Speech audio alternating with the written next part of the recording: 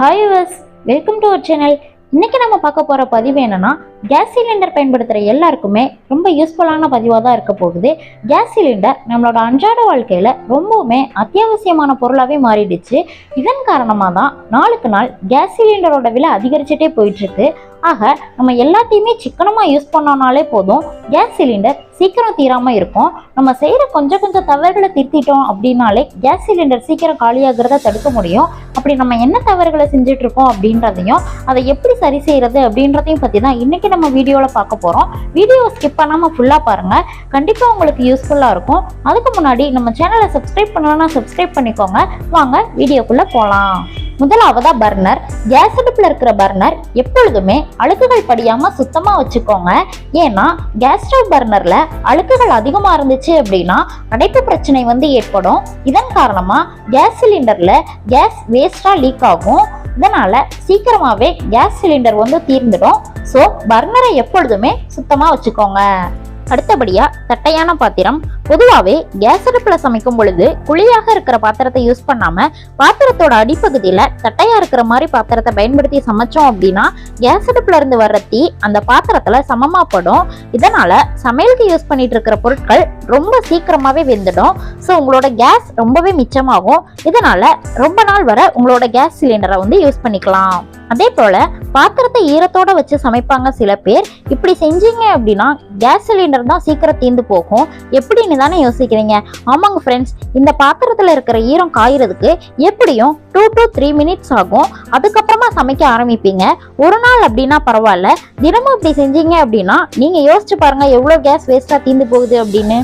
So பாத்திரத்தை ஈரத்தோட வச்சு சமைக்கிறத avoid பண்ணிட்டு காஞ்ச பாத்திரத்தை யூஸ் பண்ணிக்கோங்க. அடுத்தபடியா சமைக்கிற முறையை பத்தி தான் பார்க்க போறோம். நீங்க என்ன சமைச்சாலும் சரி, அதை மூடி போட்டு சமைச்சிங்க அப்படின்னா ரொம்ப சீக்கிரமாவே வெந்துடும். அது காய்கறிகளா இருந்தாலும் சரி, அரிசியா இருந்தாலும் சரி. அதே போல அரிசி, பருப்பு, பயிர் வகைகள் இது மாதிரி உணவுப் பொருட்கள் சமைக்கிறதுக்கு 1/2 மணி நேரத்துக்கு முன்னாடியே ஊற வச்சு சமைச்சிங்க அப்படின்னா அந்த பொருட்கள் ரொம்ப சீக்கிரமாவே வெந்துடும். இதனால கேஸ் மிச்சமாகும். அடுத்தபடியா நான்வெஜ். பொதுவா நான்வெஜ் சமைக்கும் போது அதிக டைம் எடுக்கும். குறிப்பா சொல்லணும் அப்படின்னா ஆட்டுக்கறியை வேக வைக்கிறதுக்கு ரொம்ப நேரம் ஆகும். சோ கறியை வேக வைக்கும் போது அதுல கொஞ்சம் கொட்டாங்குச்சி, அதாவது தேங்காய் சிரட்டையை உடைச்சு போட்டு வேக வச்சிங்க அப்படின்னா ஆட்டுக்கறி ரொம்ப சீக்கிரமாவே வெந்து வந்துடும். சோ இந்த ட்ரிக்கை ட்ரை பண்ணி கேஸ் சிலிண்டரை மிச்சம் பண்ணுங்க. அடுத்தபடியா ஃப்ரிட்ஜ்ல இருந்து உடனே பொருட்களை எடுத்து யூஸ் பண்ணாதீங்க. பொதுவாகவே எல்லார் வீட்லயுமே இப்போ ஃப்ரிட்ஜ் இருக்கும். அதுலயும் காய்கறி மற்றும் சமையலுக்கு தேவையான பொருட்களை வச்சு யூஸ் பண்ணுவோம். ஆனா ஃப்ரிட்ஜ்ல இருந்து உடனே சமையல் பொருட்களை எடுத்து யூஸ் பண்ண வேண்டாம். ஏன் அப்படின்னா அந்த பொருட்கள் அதிக அளவு குளிர்ச்சியா இருக்கும். ஸோ நம்ம சமைக்கும் பொழுது அந்த குளிர்ச்சி தன்மை போக கொஞ்ச நேரம் எடுத்துக்கும். அதுக்கப்புறம் அந்த பொருள் வேகிறதுக்கும் கொஞ்சம் டைம் எடுத்துக்கும். இந்த தவறை கண்டிப்பா தவிர்த்துக்கோங்க. சமைக்கிறதுக்கு முன்னாடி அந்த பொருளை ஃப்ரிட்ஜ்ல இருந்து 1/2 மணி நேரத்துக்கு முன்னாடியே எடுத்து வச்சு சமைக்கிறதுக்கு யூஸ் பண்ணிக்கோங்க. அடுத்தபடியா கேஸ் சிலிண்டரை மிச்சம் பண்றதுக்கான முக்கியமான டிப்ஸை பத்தி தான் பார்க்க போறோம். சமைக்கும் பொழுது சமையல மட்டும் பண்ணுங்க. டிவி பார்த்துட்டு போன் யூஸ் பண்ணிட்டு சமைக்காதீங்க.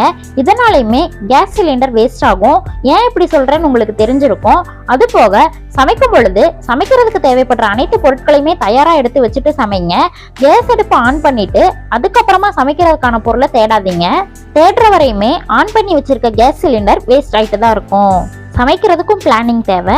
நம்ம வடிவேலு சார் சொல்லி இருக்கிறது மாதிரி எதை செஞ்சாலும் பிளான் பண்ணி தான் பண்ணணும் அப்படின்றது சமையலுக்குமே பொருந்தும். 2 நபர் சாப்பிட்ற அளவுக்கு சமைக்க போறீங்க அப்படின்னா அதுக்கேற்ற அளவுக்கு தான் சமையல் பொருட்களையும் சமையல் பாத்திரங்களையும் யூஸ் பண்ணணும்.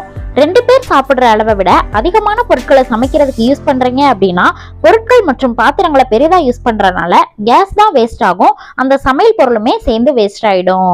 இந்த வீடியோ பார்த்த உங்களுக்கு கேஸ் சிலிண்டர் இன்னும் கொஞ்ச நாள் அதிகமாகவே தான் வரப்போகுது. இந்த வீடியோ பிடிச்சிருந்துச்சுன்னா லைக் பண்ணுங்க, ஷேர் பண்ணுங்க. இந்த வீடியோ பத்தின கருத்து என்ன அப்படின்னு கமெண்ட் பாக்ஸ்ல மறக்காம மென்ஷன் பண்ணுங்க. தேங்க்யூ.